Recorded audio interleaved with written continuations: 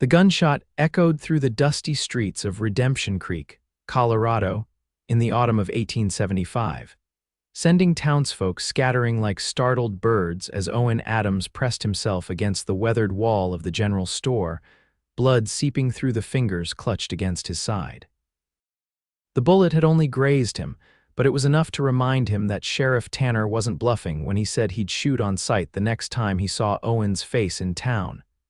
"You've got 5 seconds to disappear, Adams," Sheriff Tanner's voice boomed from down the street. "This town's had enough of your kind," Owen grimaced, tucking his Colt revolver back into its holster. The job was supposed to be simple: get in, collect the debt owed to Hargrove, and get out. No blood, no trouble. Yet here he was, bleeding again, with another town ready to hang his name on their not welcome list. At 32, his reputation stretched across 3 territories, none of it good. The sound of approaching hoofbeats spurred him to action. With a swift movement, he pushed away from the wall, sprinting toward the hitching post where his black stallion waited. The beast sensed his urgency, already stamping its hooves impatiently as Owen untied the reins and swung himself into the saddle, ignoring the searing pain in his side. "He's running!" someone shouted, followed by another shot that kicked up dust at his horse's feet. Owen dug his heels in, and the stallion launched forward, carrying him away from Redemption Creek at a thundering gallop. The irony of the town's name wasn't lost on him as he fled Redemption, was something folks like him didn't get. Not anymore. 20 miles east of Redemption Creek, the Primrose Ranch stood as a testament to hard work and perseverance. Winifred Prescott wiped the sweat from her brow as she hauled another bucket of water from the well to the garden she had painstakingly cultivated. At 26, she had been running the ranch alone for nearly 3 years, ever since her father succumbed to pneumonia after a particularly harsh winter. The neighboring ranchers had given her 6 months before she'd be forced to sell. The betting pool in town gave her even less time. Yet here she stood, 3 years later, with 15 healthy cattle, 2 milk cows, a small but thriving crop of vegetables, and her dignity intact. What she didn't have was reliable help anyway. The last ranch hand had left 2 weeks ago, headed for the gold fields of the Black Hills, leaving Winifred to manage the approaching winter preparations alone. "Miss Prescott." The shout came from the road, and Winifred shaded her eyes against the afternoon sun to see Dr. Franklin Harrison approaching in his buggy. The town's only physician had been a friend of her father's and one of the few people who hadn't bet against her success. "Dr. Harrison," she greeted, setting down the bucket and wiping her hands on her apron. "What brings you all the way out here?" The elderly doctor's face was grave as he pulled his buggy to a stop. "Trouble in town today. Thought you should know, being out here alone and all." Winifred's spine stiffened. "What sort of trouble?" Gunman rode through. "Owen Adams. Bad reputation, that one. Working as a debt collector for Hargrove now, it seems. Sheriff ran him off, but not before Adams took a bullet. Might be wounded and desperate." Winifred had heard stories of Owen Adams over the years, a former soldier turned gun for hire after the war. Stories that painted him as ruthless, dangerous, a man with more notches on his gun belt than most. "I appreciate the warning, Doctor, but Primrose is miles from town." "I doubt he'd come this way." Dr. Harrison's bushy eyebrows knitted together. "All the same, Miss Prescott, you might want to keep that shotgun of yours close at hand for a few days. Men like Adams are unpredictable when they're hurt." After the doctor left, Winifred found herself glancing more frequently at the road as she continued her chores. She wasn't a fearful woman, couldn't afford to be, living alone, but she wasn't foolhardy either. When dusk began to fall, she made sure the shotgun was loaded and within reach before starting dinner. The knock at her door came just as she was placing a pan of cornbread in the oven. Winifred froze, her heart hammering against her ribs. No one visited the Primrose after dark, not even her closest neighbors, the Millers, who lived 3 miles west. Another knock, weaker this time, followed by a thud against the door as if someone had collapsed against it. Winifred grabbed her shotgun, approaching the door cautiously. "Who's there?" She called, her voice steadier than she felt. A low groan was the only response. Taking a deep breath, she opened the door a crack, shotgun raised. The man slumped against her porch railing was covered in trail dust, his shirt dark with dried blood. He raised his head slowly, and even in the fading light, Winifred recognized the face that had been described to her more than once, the sharp jawline covered in stubble, the cold blue eyes, the scar that ran through his left eyebrow. "Water," Owen Adams rasped, "and I'll be on my way." Winifred should have slammed the door, should have told him to move on or face the business end of her shotgun. Instead, she found herself noticing how pale he was beneath the dirt and blood, how his hand trembled as he reached for the porch post to steady himself. "You're bleeding," she said, stating the obvious. A sardonic smile twisted his lips. "Not anymore, stopped about 10 miles back." "That's not reassuring," Winifred replied, surprising herself with the calm in her voice. "You look like you're about to fall over, Mr. Adams." His eyes widened slightly at the use of his name. "My reputation precedes me." "It does, none of it flattering." He attempted to straighten, wincing with the effort. "Then you know to let me drink and go. I'm not looking for trouble." "Trouble seems to find you anyway," Winifred observed. She made a decision then that went against every bit of common sense she possessed. "I can't in good conscience let you ride off and die on my property. Bad for the cattle, finding dead bodies." Owen's laugh was more of a wheeze. "Your concern is touching." "Come in," she said, stepping back and keeping the shotgun visible. "But understand this, I know how to use this, and I won't hesitate if you give me cause." Owen eyed the weapon with respect. "Fair enough." He staggered into her kitchen, and Winifred directed him to a chair, keeping a safe distance between them. Up close, she could see that he was in worse shape than she'd initially thought. His face was flushed with fever, and his movements were stiff and guarded. "Let me see," she said, setting the shotgun within reach on the table. "It's just a graze," he protested, but his grimace as he shifted told a different story. "Take off your shirt, Mr. Adams." His eyebrows rose slightly. "Normally, I'd insist on dinner first." Winifred gave him a flat look. "Do you want help or not?" With obvious difficulty, Owen unbuttoned his shirt, revealing a bloody bandage wrapped hastily around his torso.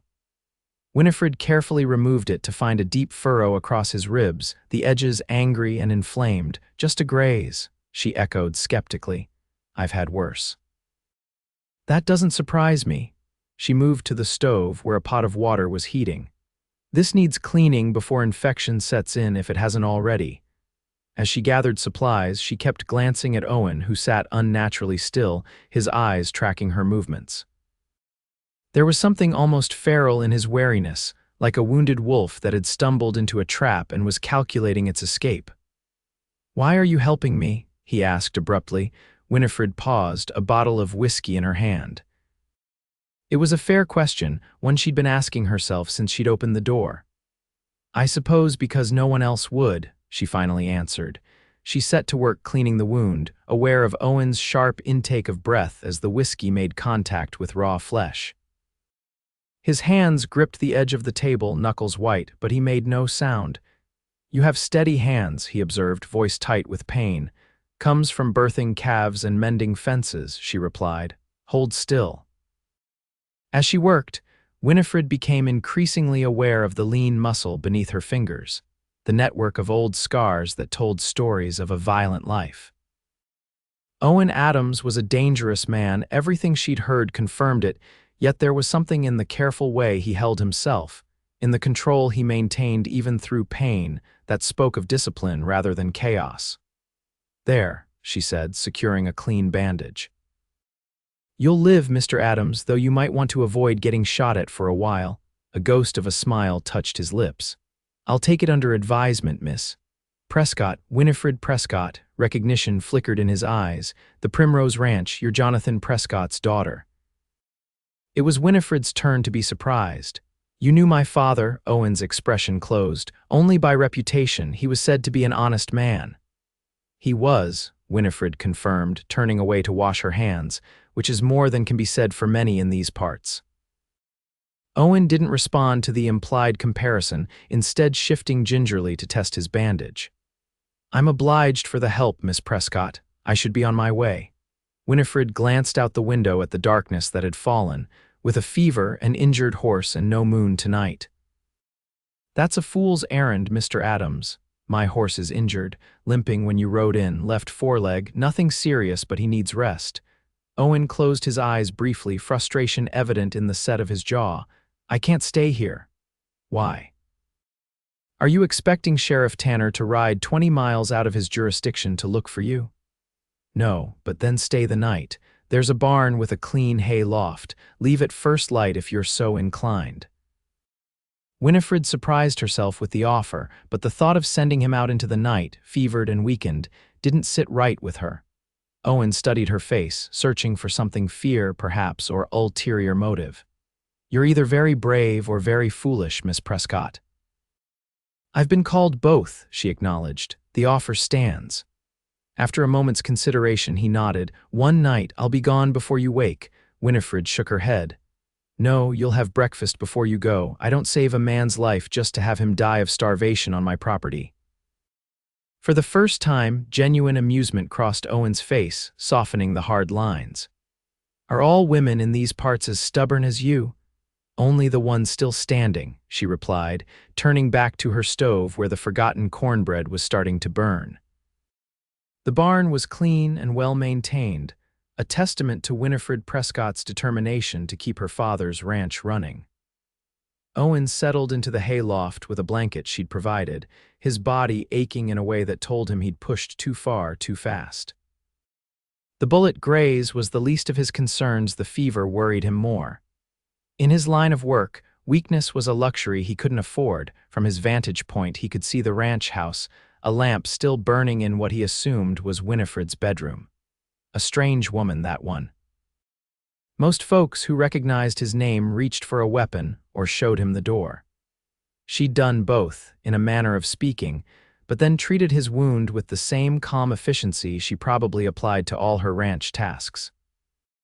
Owen shifted uncomfortably, not just from physical pain, but from the unfamiliar sensation of being indebted to someone.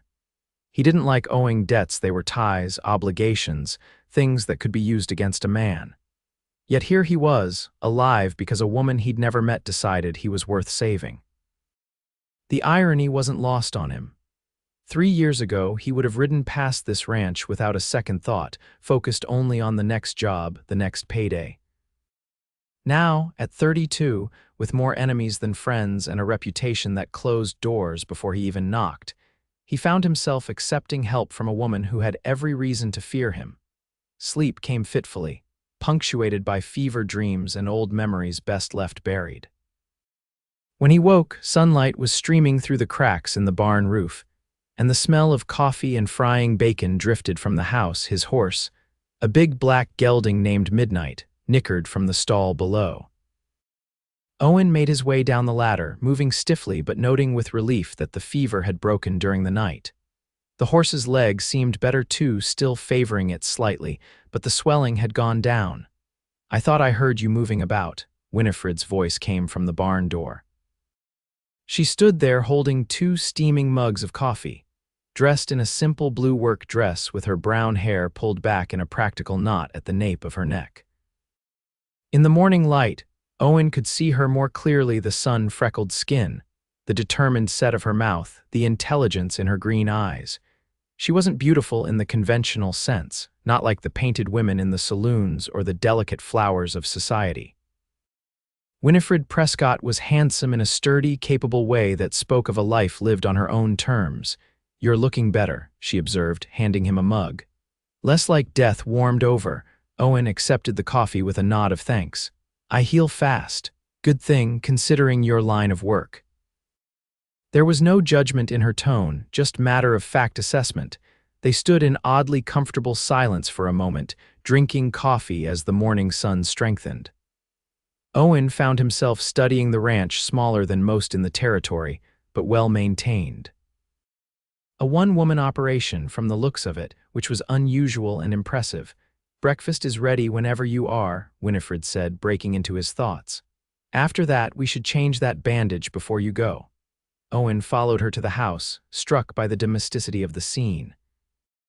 The kitchen was warm and inviting, with a table set for two and a spread that would put most trail cooks to shame: bacon, eggs, biscuits, and gravy. "You didn't have to go to all this trouble," he said, feeling oddly awkward as he took a seat. Winifred shrugged. "I'd be cooking for myself anyway." She filled their plates and sat across from him. "Besides, you look like you haven't had a proper meal in weeks." It was true. Owen had been living on jerky and hardtack since leaving the last town, focused more on distance than comfort. The food before him now smelled like heaven. "Thank you," he said simply, meaning it. They ate in silence for a while until Winifred asked, "Where will you go from here?" Owen paused, fork halfway to his mouth. It was a question he'd been avoiding. Sheriff Tanner would have telegrams out to neighboring towns by now. Hargrove wouldn't be pleased about the failed debt collection. Options were limited. "North, maybe," he finally answered. "Wyoming Territory still has places a man can disappear for a while." Winifred nodded thoughtfully. "Winter's coming, not the best time to be wandering the high country." "I've weathered worse." She studied him over the rim of her coffee cup. "I'm sure you have, Mr. Adams." After breakfast, Winifred changed his bandage with the same efficient care as the night before. Her fingers were calloused but gentle, and Owen found himself hyper-aware of each brush of skin against skin. "It's looking better," she pronounced. "Keep it clean and you should avoid infection." "I'll do my best," he promised, buttoning his shirt. "Miss Prescott, I'm in your debt." Winifred waved off his words. "Consider it Christian charity." "Even Christians expect to be paid back eventually," he pointed out. A smile touched her lips. "Then pay it forward, Mr. Adams. Help someone else who needs it someday." The concept was so foreign to his way of living that Owen almost laughed. Who in their right mind would accept help from the likes of him? But something in Winifred's earnest expression stopped the dismissive response that rose to his lips. "I should go," he said instead, rising to his feet. She walked him to where Midnight was saddled and waiting. The horse's legs seemed almost completely recovered, though Owen planned to take it easy for the first few miles. As he mounted up, he looked down at Winifred Prescott, this puzzling woman who had treated him with more kindness than he'd experienced in years. "You should be more careful about who you invite into your home, Miss Prescott." "Perhaps," she agreed, "but I'm a fair judge of character, Mr. Adams." Despite your reputation, he wasn't sure what to make of that. "Good day, then." "Safe travels," she replied, and there was something in her voice that sounded almost like regret. Owen rode away without looking back, telling himself it was for the best. Women like Winifred Prescott deserved better than entanglements with men like him. Still, as the Primrose Ranch disappeared behind him, he found himself memorizing the location, marking it in his mind's map as something important, though he couldn't have said why. 3 days later, Winifred was mending fence on the north pasture when she spotted riders approaching 3 men she didn't recognize, moving with purpose toward her property. She straightened, hand instinctively moving to the revolver she kept in her apron pocket when working alone. As they drew closer, she could see that they weren't locals. Trail-worn and hard-faced, they had the look of men who lived rough lives by choice rather than circumstance. "Afternoon, madam," the leader called as they reined in a few yards away. He was a bulky man with a pockmarked face and eyes that reminded Winifred of a rattlesnake, cold and unblinking. "Wonder if we might trouble you for some water."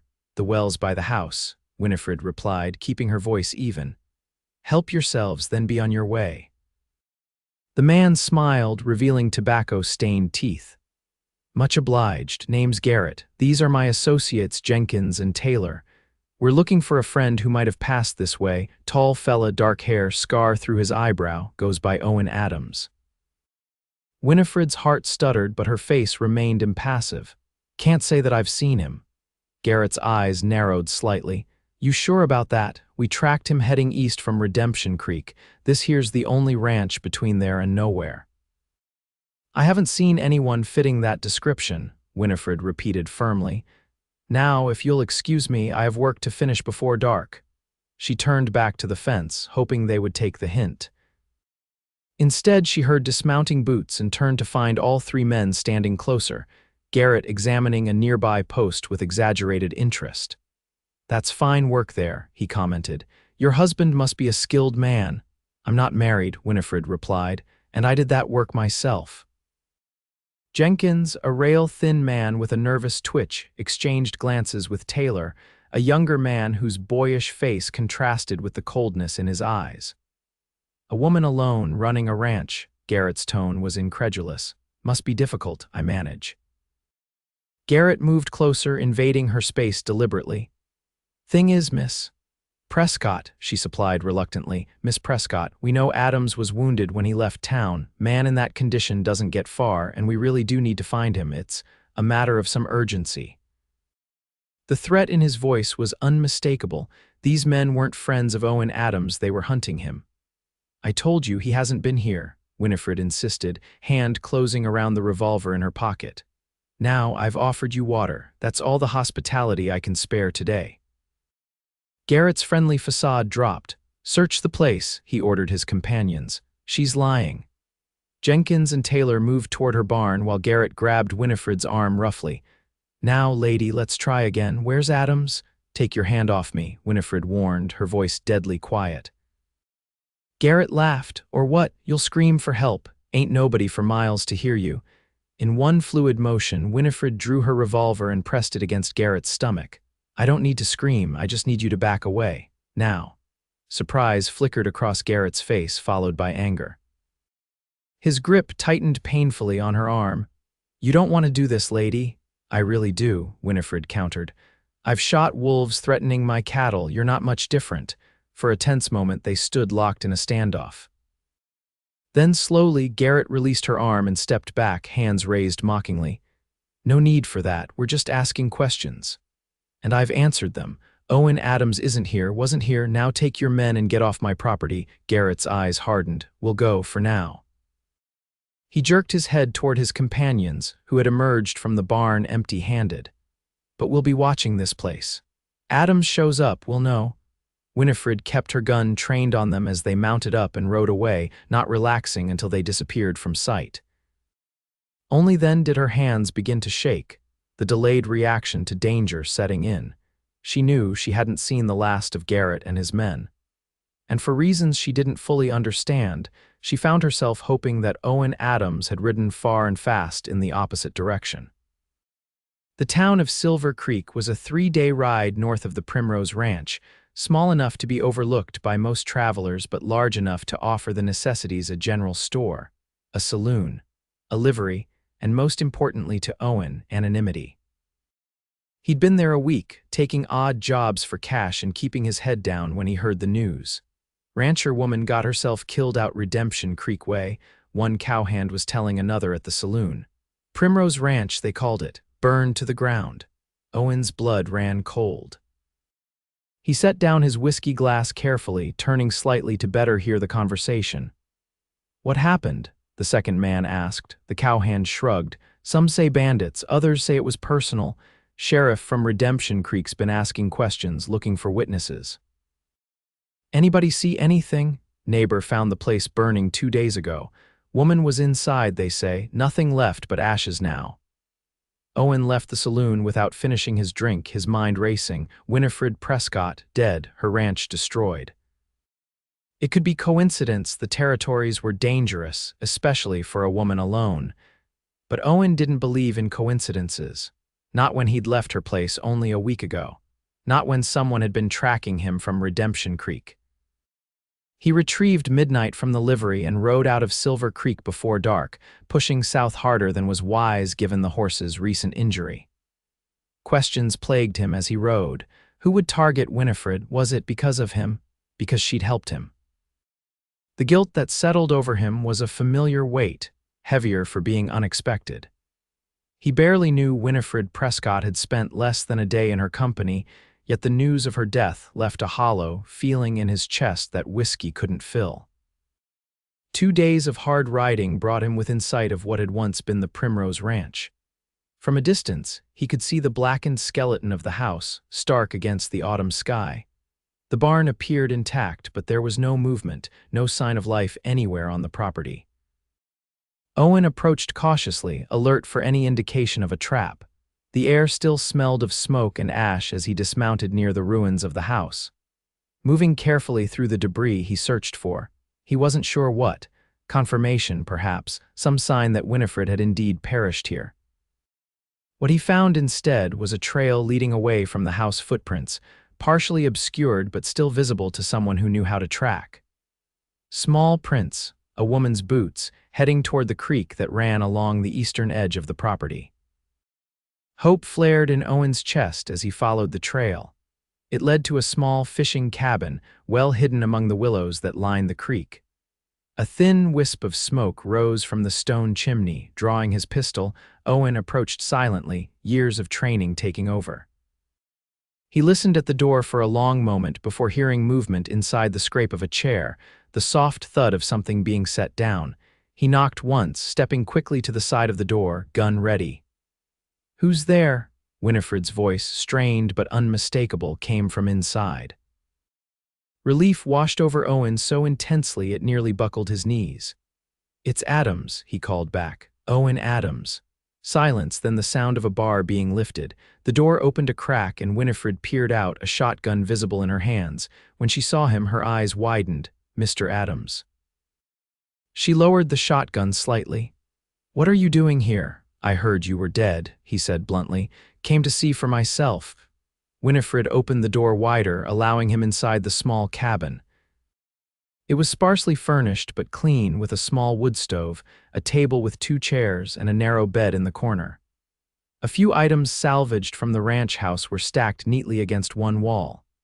"As you can see, reports of my demise were greatly exaggerated," she said, setting the shotgun aside.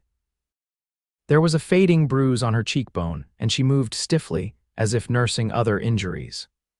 "What happened?" Owen asked, holstering his weapon. Winifred gestured for him to sit and sank into the other chair with a weariness that suggested she hadn't been sleeping well. "3 men came looking for you the day after you left. When I told them I hadn't seen you, they didn't believe me." Owen's jaw tightened. "Garrett," he said, "pockmarked face, travels with 2 others, a skinny, nervous one and a young one." Winifred nodded. "That's them.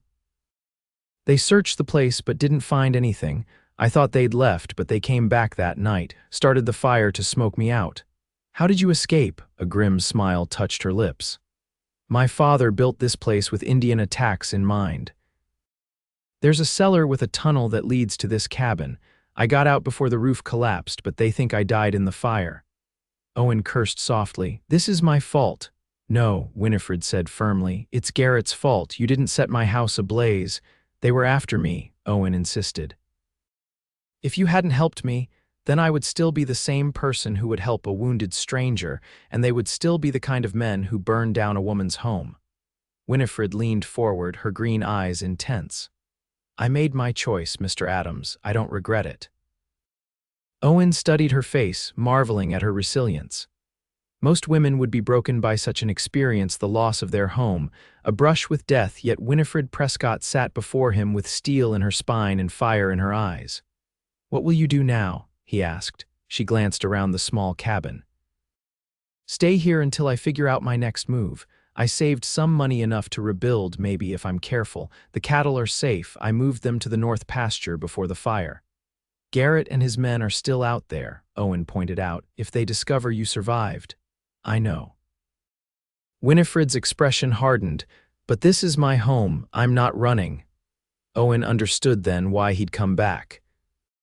Not just to confirm whether she'd died, but because Winifred Prescott represented something he'd thought lost in this harsh territory: dignity, integrity, the kind of strength that had nothing to do with a gun and everything to do with character. "Let me help you," he said, surprising himself. Winifred raised an eyebrow. "Help me how?" "Garrett's after me, not you. If I can deal with him, by deal with you mean kill," she interrupted, her voice flat. Owen didn't deny it. "Men like Garrett only understand one language." "And that's why they say you're beyond redemption," Winifred said quietly. "Because violence is your first and only answer." The words stung more than they should have.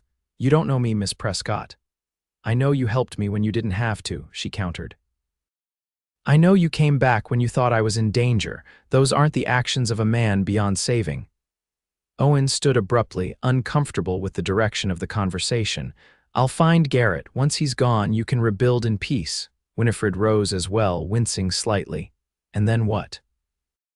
You ride off to the next fight, the next town where someone wants you dead. There was a note of something in her voice, frustration, perhaps, or disappointment. When does it end, Mr. Adams? It doesn't, he said simply. Not for men like me, she shook her head. I don't believe that. Everyone has a choice. Some choices get taken away from you, Owen replied, thinking of the war, of the man he'd been before it, of the hard years that followed. Sometimes all you have left is survival. Winifred stepped closer, close enough that Owen could see the gold flecks in her green eyes. There's a difference between surviving and living, Mr. Adams. You're doing the former, not the latter. Before he could respond, she winced again, one hand going to her side in an unconscious gesture of pain. You're hurt, he observed, noticing for the first time how pale she was beneath her determined expression. It's nothing, she dismissed. One of Garrett's men caught me with his boot before I got to the cellar. Without asking permission, Owen gently lifted the edge of her loose blouse to reveal angry bruising across her ribs. His face darkened with anger. That needs binding. Sit down. To his surprise, Winifred complied, allowing him to examine the injury more closely. Nothing appeared broken, but the bruising was extensive. Where's your medical supplies? He asked. Cabinet above the stove. There's not much. Owen found bandages and a small bottle of witch hazel. Working as carefully as his rough hands allowed, he cleaned and bound her ribs, aware of her sharp intakes of breath, but admiring how she never cried out despite the obvious pain. Thank you, she said when he finished. It feels better already. Owen's hands lingered a moment longer than necessary before he stepped back, struck by an unfamiliar wave of protectiveness. You need rest and food. He glanced around the sparse cabin. I'll get supplies from town. That's not necessary, it is, he insisted. Garrett thinks you're dead. Let's keep it that way for now. I'll be back before dark. Before she could argue further, Owen left the cabin, his mind already mapping out what needed to be done. Winifred Prescott might think him beyond redemption, but he could at least ensure she had what she needed to survive while he dealt with Garrett. The ride to the nearest town, a small settlement called Bailey's Crossing, took less than an hour. Owen kept his hat pulled low as he purchased supplies, food, medicine, ammunition, and a few other necessities. He was tying the last package to Midnight's saddle when a voice called out behind him. Well, look who it is. Owen Adams himself. Owen turned slowly to find Sheriff Tanner from Redemption Creek standing a few feet away, hand hovering near his pistol. The lawman had aged since Owen last saw him, gray threading through his mustache, but his eyes were as sharp as ever. Sheriff, Owen acknowledged calmly. You're a long way from home. Following a lead, Tanner replied. 3 men burned down the Primrose Ranch a few days back, killed Winifred Prescott. Word is they were looking for you. Owen kept his expression neutral, giving no hint that he knew Winifred was alive. I heard tragic business. Is it tragic when you're the cause? Tanner's voice hardened. Those men followed your trail, Adams. Miss Prescott's blood is on your hands as surely as if you'd struck the match yourself. The accusation cut deep, partly because Owen had been thinking the same thing. I never meant for anyone to get hurt, Tanner laughed bitterly. Yet people always do around you, don't they? Jonathan Prescott was a friend of mine. His daughter was a good woman, hardworking, honest. She deserved better than to die because some gunslinger passed through. Owen's grip tightened on Midnight's reins. I agree, he said quietly. The sheriff studied him with narrowed eyes. You know, for years I've watched men like you tear through these territories, leaving chaos in your wake. But this time it's different. This time there'll be justice. You planning to arrest me, Sheriff? Owen asked, tension coiling in his muscles. For what exactly? Not you, Tanner surprised him by saying. The men who set that fire, Garrett and his crew, I've got warrants for their arrest out of Nevada territory. Murder, robbery, arson. I've been tracking them for months. Owen reassessed the situation quickly. Then we're after the same men. Tanner's eyebrows rose. Since when are you on the side of the law, Adams? Since Garrett made it personal. Owen replied honestly. For a long moment, Tanner considered him.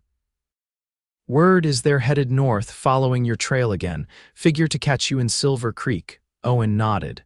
Then that's where I'll be waiting. Planning to handle it your way? Tanner's tone made it clear what he thought of Owen's methods. Planning to end it, Owen corrected.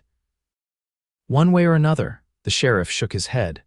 That's always been your problem, Adams, always looking for an ending instead of a beginning. He stepped back, hand dropping away from his gun.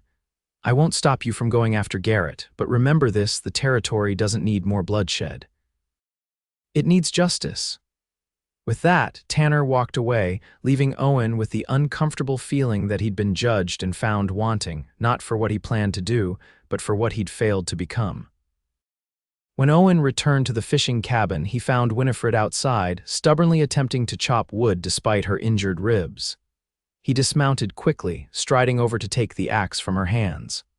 What do you think you're doing? He demanded. Winifred glared at him. Preparing for winter. It'll be here in a few weeks. You're supposed to be resting, Owen reminded her, setting the axe aside and staying out of sight.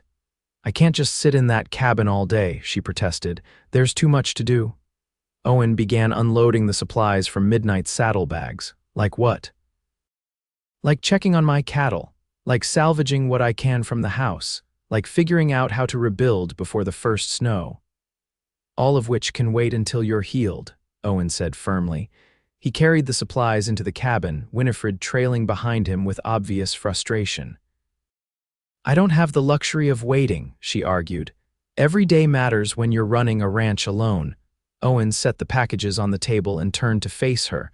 You're not alone right now. The simple statement seemed to catch Winifred off guard. She blinked, some of the fight going out of her. You're leaving, she said, to go after Garrett. Yes, Owen acknowledged, but not today. Today I'm helping you secure your cattle and salvage what we can. Relief and something else, something warmer, flickered across Winifred's face. Thank you, she said softly. They spent the rest of the day working together, Owen doing the heavy lifting while Winifred directed his efforts. The cattle were indeed safe in the north pasture, with enough grazing to last a few more weeks. From the ruins of the house, they recovered a surprising number of items: metal cookware, tools, a trunk of clothing that had been protected by a fallen beam, and most precious to Winifred, a small wooden box containing her father's pocket watch and her mother's wedding ring. I thought these were lost, she said, cradling the box against her chest, eyes bright with unshed tears. Owen looked away, giving her a moment of privacy. The sun was setting, casting long shadows across what remained of the Primrose Ranch. In the fading light, the destruction seemed more complete, the task of rebuilding more daunting. It's not as bad as it looks, Winifred said, as if reading his thoughts. The foundation is solid, the well is untouched, the barn just needs a new roof in one corner. Owen turned to find her standing beside him, her face set in determined lines despite the exhaustion evident in the slump of her shoulders. You really mean to rebuild, don't you? Of course, she replied, as if there could be no other option. This land is all I have. You could sell, Owen suggested. Start fresh somewhere else. Winifred shook her head. This was my father's dream, now it's mine. She looked up at him, a challenge in her eyes. Would you give up so easily? It's not about giving up, Owen argued. It's about recognizing when the odds are against you. The odds have been against me since I was born female in a man's world, Winifred countered. That hasn't stopped me yet. Owen couldn't help but smile at her defiance. No, I don't imagine it has. They returned to the cabin as darkness fell, both tired but satisfied with the day's progress. Owen built up the fire while Winifred prepared a simple meal from the supplies he'd brought: beans, bacon, and fresh bread from the Bailey's Crossing bakery. They ate in companionable silence, the small cabin warm and surprisingly comfortable. Owen found himself relaxing in a way he rarely did, the constant vigilance that had become second nature easing in Winifred's presence. Tell me about yourself, Mr. Adams, she said eventually. The real story, not the one that circulates in saloons. Owen hesitated. His past wasn't something he discussed, even with those he considered allies. Not much to tell that you'd want to hear. Try me, Winifred challenged. I'm a good listener." Perhaps it was the quietness of the cabin, or the honest interest in her eyes, or simply the fact that no one had asked in a very long time, but Owen found himself talking. "I was born in Missouri, raised on a small farm not unlike this one. My father died when I was 14. Consumption took him. Mother remarried a year later to a man who had no use for another man's son. I left home at 16, worked cattle drives until the war broke out." He paused, memories of those early years washing over him, the freedom of the open trail, the camaraderie of the cowboys, the simple pride of a job well done, before everything changed. "You fought for the Union," Winifred prompted. Owen nodded. 4 years. "Ended up a sergeant in a sharpshooter unit," understanding dawned in Winifred's eyes. "That's where you learned to use a gun." "I already knew how," Owen corrected. "But yes, the Army refined the skill, turned it from a tool to a weapon." He stared into the fire, seeing not the flames but the battlefields, the faces of men he'd killed from hundreds of yards away. After the war, there wasn't much use for men who knew only how to shoot and kill. "So you became a hired gun," Winifred concluded. "Not immediately," Owen admitted. "I tried going back to ranch work, even had my own place for a while in Kansas, but—" He trailed off, unwilling to speak of the darkest chapter in his life, the wife and child he'd buried, the farm he'd lost to drought and debt. "But," Winifred prompted gently. Owen shook his head. "But it didn't work out. And when a man offers you good money to do something you're skilled at, it's hard to say no, especially when you've got nothing left to lose." Winifred was silent for a moment, absorbing his words. "And now, do you still have nothing to lose?" The question struck Owen as profound in its simplicity. What did he have? A reputation that closed more doors than it opened. A horse. The clothes on his back and the gun at his side. No home, no family, no real friends to speak of. "I suppose not," he finally answered. Winifred leaned forward, her expression earnest. "Then maybe it's time to start building something worth keeping, Mr. Adams." Her words echoed in Owen's mind as they prepared for sleep, Winifred taking the narrow bed while Owen made a pallet near the stove. He lay awake long after her breathing deepened into slumber, turning over the concept like an unfamiliar coin in his palm, something worth keeping. The idea was so foreign it was almost laughable. Men like him didn't get second chances. They lived fast, died young, and were forgotten quickly. That was the natural order of things. Yet as he watched the firelight play across Winifred's sleeping face, casting her features in soft gold, he found himself wondering if there might be another way. If this determined woman who refused to abandon her dreams might be right about him too, that he wasn't beyond saving after all. Morning brought clarity and with it, decision. Owen rose before dawn, moving quietly to avoid waking Winifred. He wrote a brief note explaining his plan.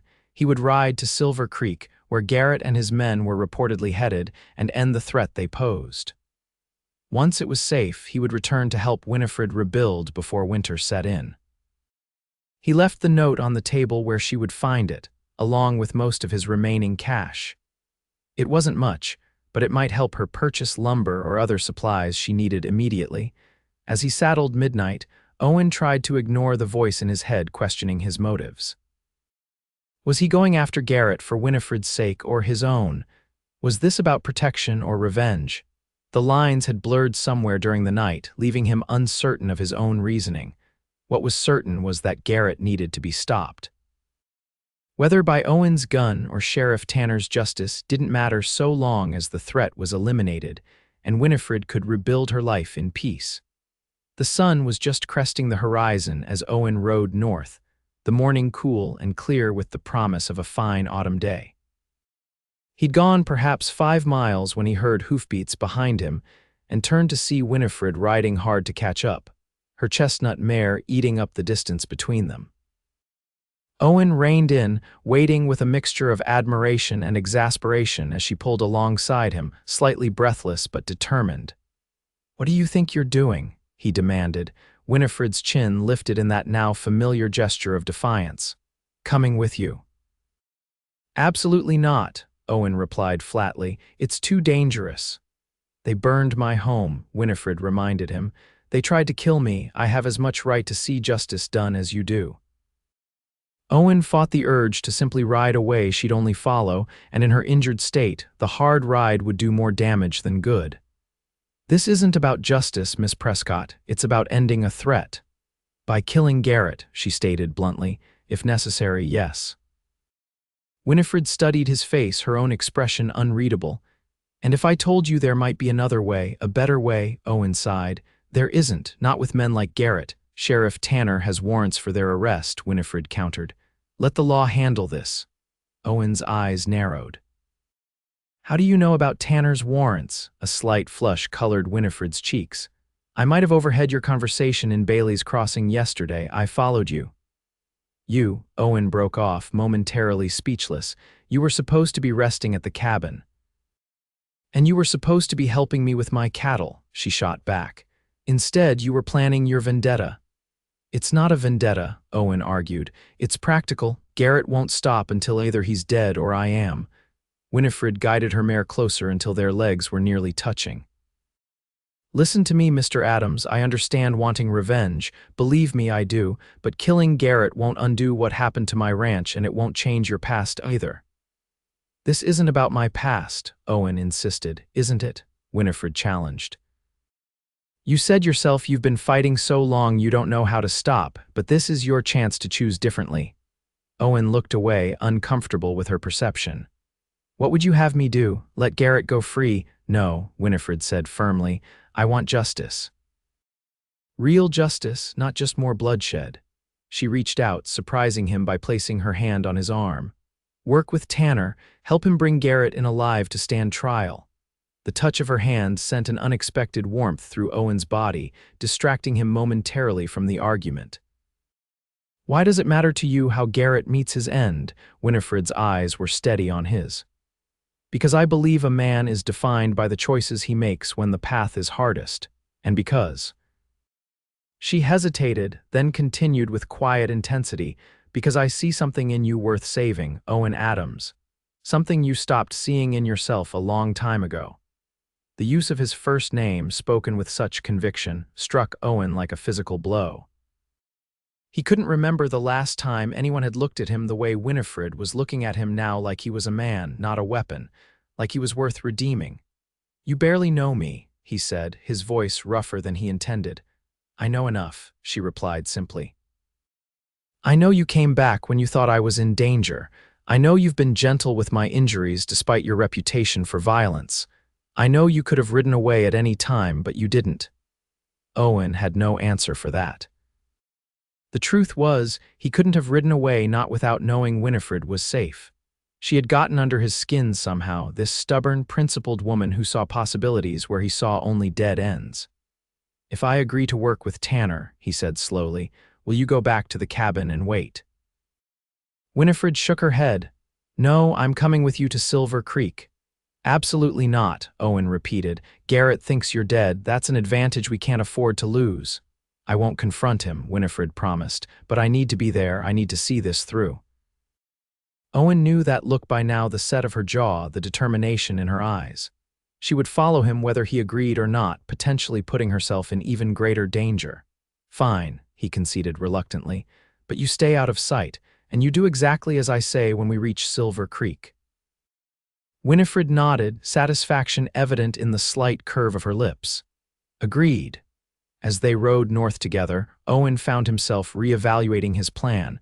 Working with Tanner went against every instinct he'd developed over the years. Lawmen were to be avoided, not allied with. Yet the alternative, continuing on his current path, suddenly seemed less appealing than it had just days ago. Maybe Winifred was right. Maybe there was another way. The thought was both terrifying and strangely liberating.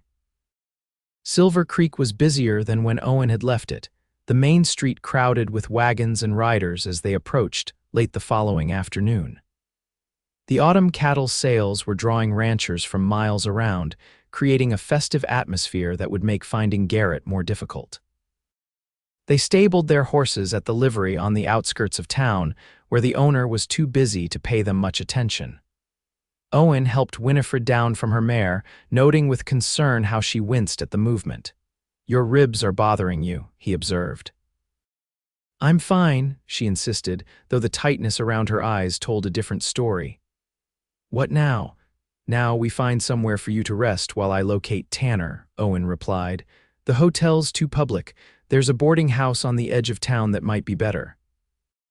Winifred didn't argue, a sign of how tired she truly was after 2 days of hard riding. The boarding house proved to be a neat, modest establishment run by a widow who asked few questions, and seemed satisfied with Owen's explanation that his sister needed a quiet room to recover from illness. Once Winifred was settled in a small but clean room, Owen prepared to leave. Lock the door behind me, he instructed. Don't open it for anyone but me. Winifred sat on the edge of the narrow bed, looking pale but determined. Be careful, she said, and remember your promise. Owen nodded. I'll find Tanner first, he assured her, though the thought of working with the lawman still sat uneasily with him. The streets of Silver Creek were growing more crowded as evening approached, ranch hands and cowboys flooding into town after a day's work, looking for entertainment.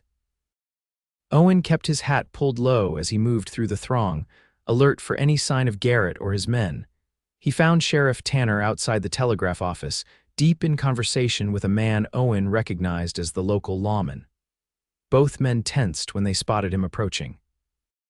Adams, Tanner acknowledged warily, didn't expect to see you back in Silver Creek so soon. We need to talk, Owen said, nodding briefly to the local sheriff. Privately. Tanner excused himself from his colleague and led Owen to a quiet spot between buildings. I assume this is about Garrett, he said, getting straight to the point. He's coming here, Owen confirmed. After me. I know, Tanner replied. Got word this morning he was spotted 10 miles south of town with his boys. Owen nodded. I want to help you bring him in. Tanner's eyebrows shot up in genuine surprise. You, helping a lawman, that's a first. Things change, Owen said simply. The sheriff studied him with shrewd eyes. What brought on this sudden conversion to law and order, Adams? Last I checked, your solution to problems typically involved a gun and a grave. Owen hesitated, then decided on honesty. Winifred Prescott is alive. Tanner went very still. What did you say? She survived the fire. She's here in Silver Creek. The sheriff's hand moved instinctively to his gun. If this is some kind of sick joke, it's not, Owen interrupted. She escaped through a hidden tunnel before the house collapsed. Garrett and his men think she's dead. She wants to keep it that way until they're dealt with. Tanner's expression shifted rapidly from disbelief to hope to suspicion. And you know this how? Because I found her, Owen said. I went back to the Primrose when I heard about the fire. Why would you do that? Tanner asked, his voice sharp with distrust. Owen met the sheriff's gaze steadily. Because I owed her. She helped me when I was wounded, treated me like a human being instead of the animal most folks think I am. Something in Tanner's face softened slightly. Jonathan always said his daughter had more heart than sense. He sighed heavily. Where is she now? Safe, Owen replied, and she wants Garrett brought to justice, real justice, not frontier justice. Tanner's lips quirked in a humorless smile. And you agreed to that, the notorious Owen Adams choosing the law over a bullet. I made her a promise, Owen said simply. The sheriff considered him for a long moment. You know, Adams, in all the years I've known of you, I've never heard anyone claim you broke your word. Killed men, yes, terrorized towns, certainly, but never lied or went back on a deal. He nodded slowly. All right, we do this by the book. But Garrett won't come quietly. No, Owen agreed. He won't. They spent the next hour outlining a plan. Garrett and his men would likely make their move after dark when the saloons were full and distractions plentiful. The local sheriff would keep his deputies on alert but out of sight, while Tanner and Owen would set a trap using Owen as bait. It's risky, Tanner warned. Garrett's not just after the bounty on your head, this is personal for him, Owen nodded. I crossed him in Nevada 2 years ago. Cost him a big score and his younger brother. You killed his brother? No, Owen corrected, but I testified against him at trial. He hung. Tanner whistled low. That explains the vendetta. Garrett's not known for forgiveness. As darkness fell over Silver Creek, Owen made his way back to the boarding house to check on Winifred. She answered his knock immediately, relief evident in her face. You found Tanner, she asked, stepping back to let him enter. Yes, we have a plan. Owen explained the trap they'd set, watching Winifred's face carefully for her reaction. You're using yourself as bait, she said, her voice tight with concern.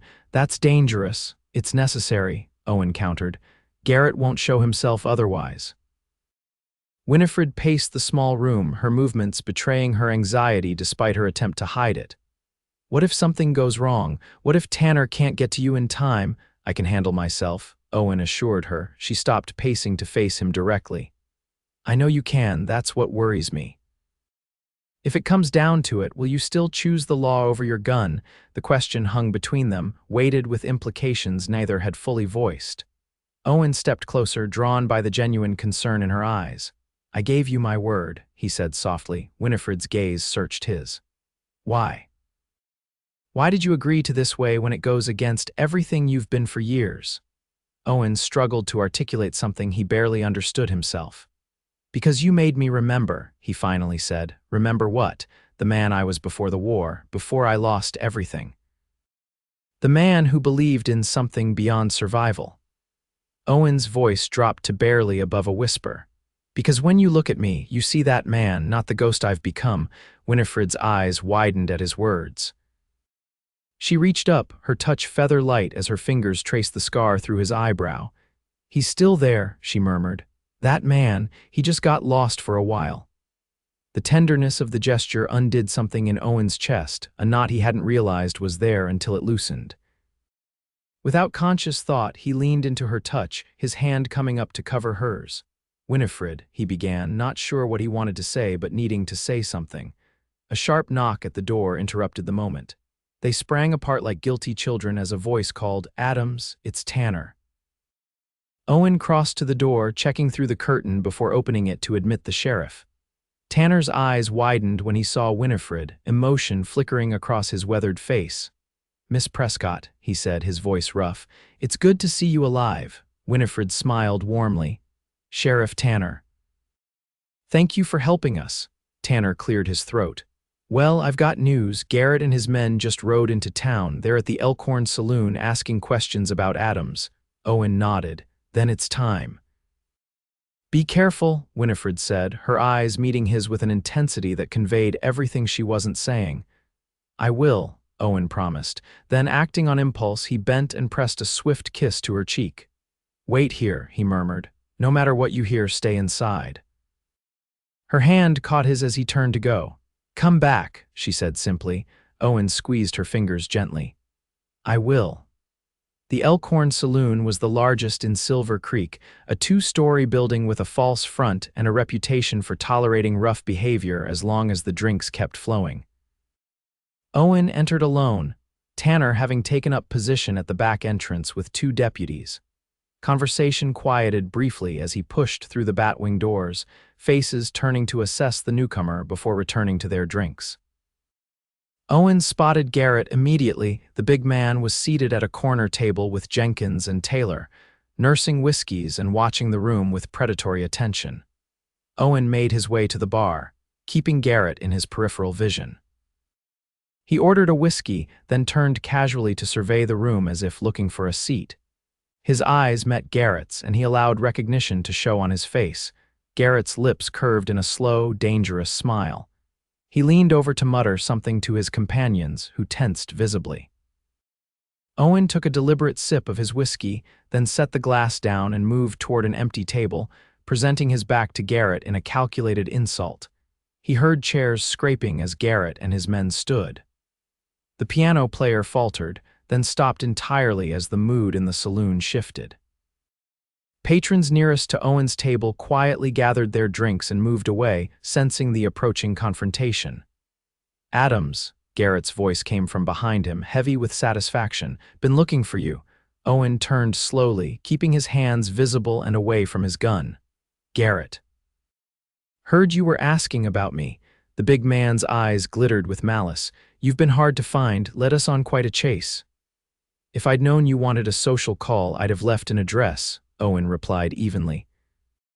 Jenkins and Taylor had moved to flank their leader, both men's hands hovering near their weapons. The saloon had grown eerily quiet, the other patrons frozen in place, watching the drama unfold with the fascinated horror of witnesses to a coming disaster. "You cost me my brother," Garrett said, his voice dropping to a dangerous growl. "Now I'm going to cost you your life." Owen spread his hands slightly. "There are better ways to resolve this, Garrett." The big man laughed, an ugly sound devoid of humor. "Always thought you were cold-blooded, Adams. Didn't take you for a coward." "Not wanting to die in a saloon isn't cowardice," Owen countered. "It's common sense. Sheriff Tanner's got warrants for your arrest. Make this easy on yourself." Garrett's eyes narrowed. Tanner, the Redemption Creek lawman, something like suspicion crossed his face. "What's your game, Adams?" "No game," Owen replied steadily. "Just offering you a choice. Surrender and stand trial, or join your brother at the end of a rope." Garrett's hand dropped to his gun. "I got a better idea," he snarled. "How about I put a bullet in your head, then go finish what I started with that Prescott woman's ranch?" It was a calculated taunt, designed to provoke. Even knowing that, Owen felt rage surge through him at the mention of Winifred and the destruction of her home. His hand twitched toward his holster before he caught himself. Remembering his promise, Garrett saw the reaction and smiled. "Oh, did I hit a nerve? Heard you had a soft spot for the lady. Too bad she didn't make it out of that fire. Screamed real pretty, though." The lie about Winifred's death was meant to enrage him, to make him draw first. Owen took a deep breath, forcing the anger down. "It's over, Garrett. Tanner's outside with deputies. There's no way out." Doubt flickered across Garrett's face for the first time. He glanced toward the batwing doors, then back at Owen. "You're bluffing." "Am I?" Owen challenged. "Try walking out those doors and see." The moment balanced on a knife's edge, Garrett weighing his options, Jenkins and Taylor looking increasingly nervous, the saloon patrons holding their collective breath.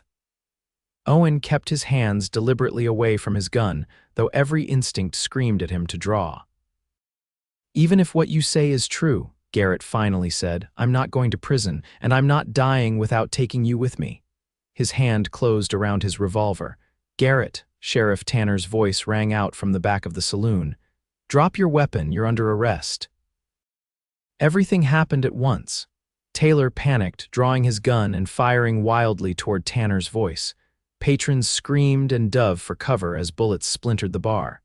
Jenkins made a break for the front door, only to be tackled by a deputy stationed there. And Garrett, rage contorting his features, drew on Owen.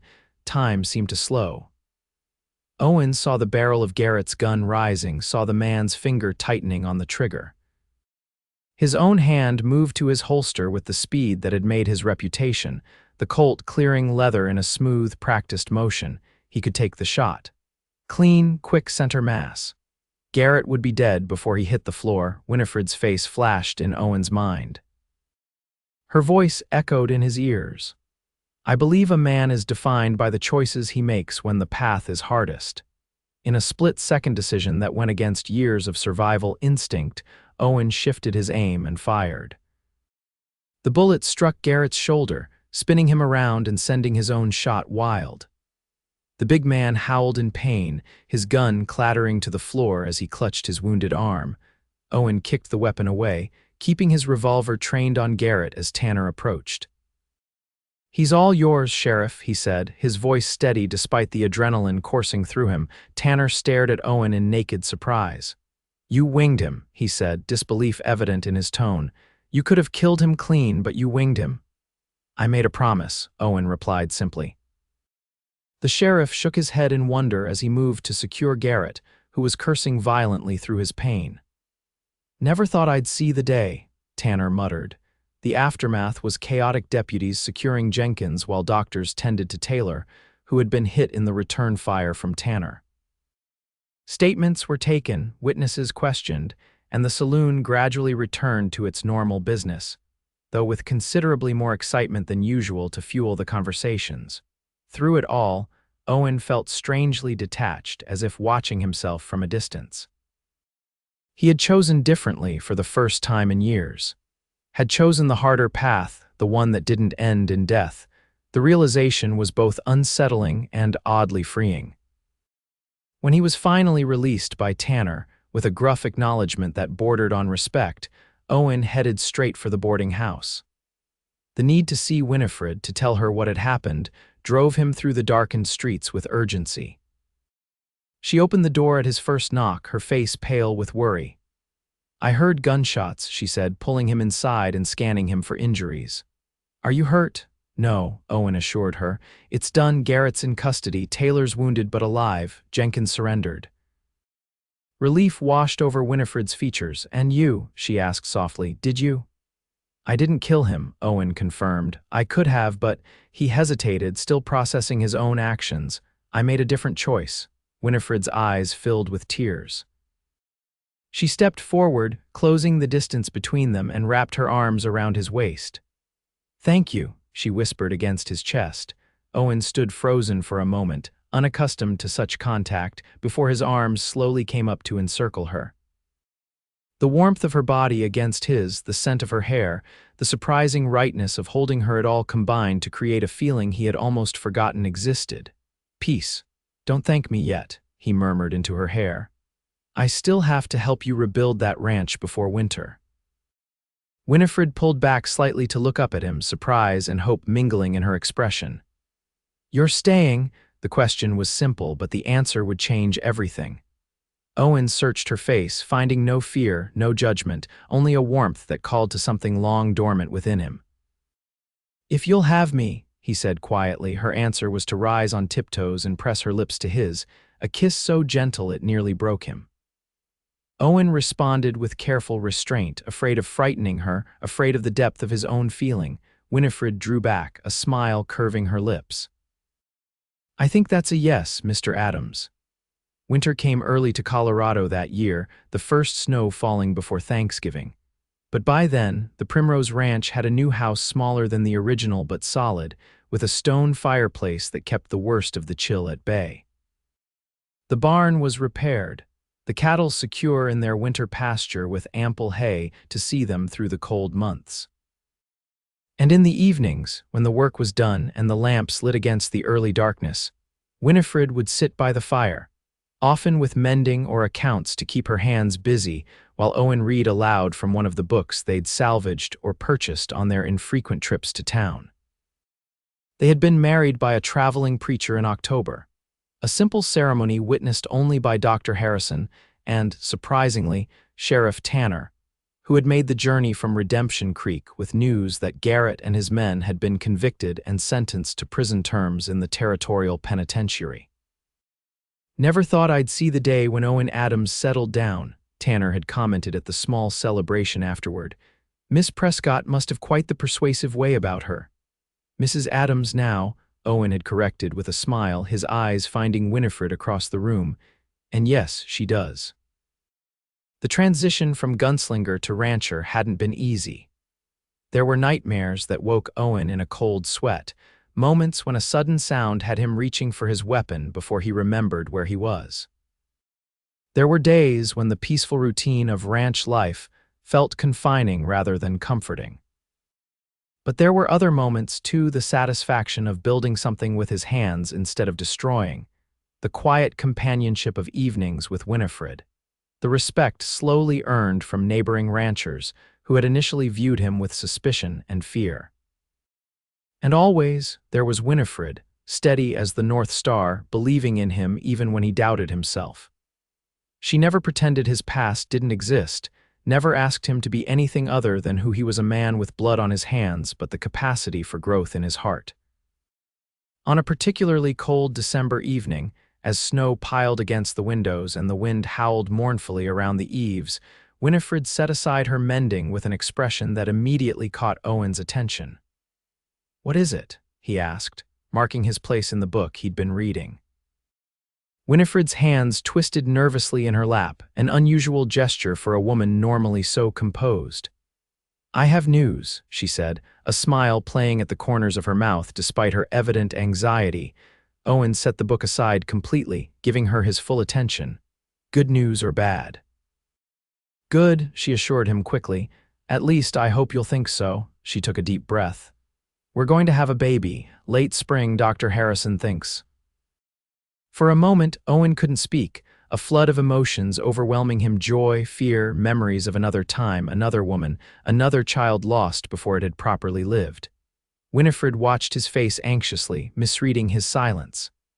"I know it's sooner than we planned," she rushed to add. And with the ranch still recovering from the fire, Owen crossed to her chair and knelt before her, taking her hands in his. "Winifred," he interrupted gently, "this is wonderful news. You're happy?" she asked, searching his face. "Happy doesn't begin to cover it," he assured her, pulling her into his arms. "Terrified, yes, overwhelmed, certainly, but mostly grateful." He pulled back to look into her eyes. "You've given me back my life, piece by piece, a home, a purpose, a future, and now this, a family." Tears welled in Winifred's eyes. "I've done no such thing," she protested. "You saved yourself, Owen. You made the choice to change. Because you believed I could," he countered. "When everyone else said I was beyond redemption, you called me worth saving." Winifred smiled through her tears. "You were always worth saving. You just needed to be reminded of it."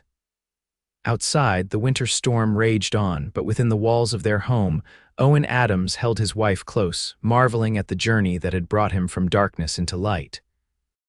The path ahead would not always be easy, he harbored no illusions about that, but for the first time in more years than he could count, he looked forward to tomorrow with hope instead of dread. He had been a man defined by death, known for his gun and feared for his reputation.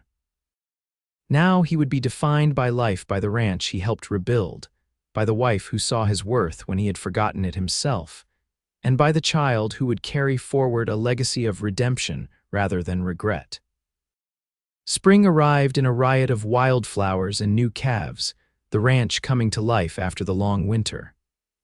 Winifred, her belly now full and round with their child, stood on the porch watching Owen repair a section of fence in the near pasture.